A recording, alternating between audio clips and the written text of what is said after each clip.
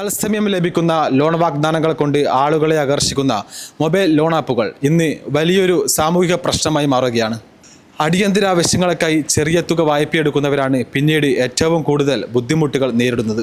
വളരെ എളുപ്പത്തിൽ രേഖകളൊന്നും കൂടാതെ ലോൺ അനുവദിക്കുന്നതായി പറയുന്ന ഇത്തരം ആപ്പുകൾ ആദ്യം ആളുകളെ ആകർഷിക്കുന്നുവെങ്കിലും പിന്നീട് ഉയർന്ന പലിശയും വിവിധ മറഞ്ഞിരിക്കുന്ന ചാർജുകളും ഈടാക്കുന്നതായി പരാതിയുണ്ട്.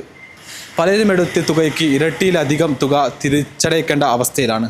ഇതിൽ കൂടുതൽ ആശങ്കാജനകമായത് ലോൺ തിരിച്ചടയ്ക്കുന്നതിൽ ചെറിയ വൈകിയാലും ആപ്പുകൾ വഴി ഉപഭോക്താക്കളുടെ കോൺടാക്ട് ലിസ്റ്റും സ്വകാര്യ വിവരങ്ങളും കൈവശപ്പെടുത്തി ബന്ധുക്കളെയും സുഹൃത്തെയും വിളിച്ച് ഭീഷണിപ്പെടുത്തുന്നതാണ് ഏറ്റവും പ്രധാനപ്പെട്ട കാര്യം.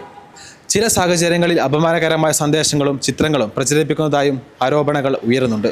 പ്രത്യേകിച്ച് യുവാക്കളും സാമ്പത്തികമായി ബുദ്ധിമുട്ട് നേരിടുന്നവരുമാണ് കൂടുതലായി ഇത്തരം ആപ്പുകളുടെ ഇരയാകുന്നത്.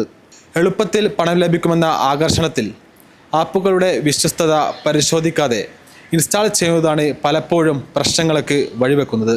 വിദഗ്ധരുടെ അഭിപ്രായത്തിൽ ഇത്തരം ആപ്പുകൾ പലരും നിയമപരമായ അനുമതിയില്ലാതെ പ്രവർത്തിക്കുന്നതും ഉപഭോക്താക്കളുടെ സ്വകാര്യതയ്ക്ക് വലിയ ഭീഷണിയുമാണ്.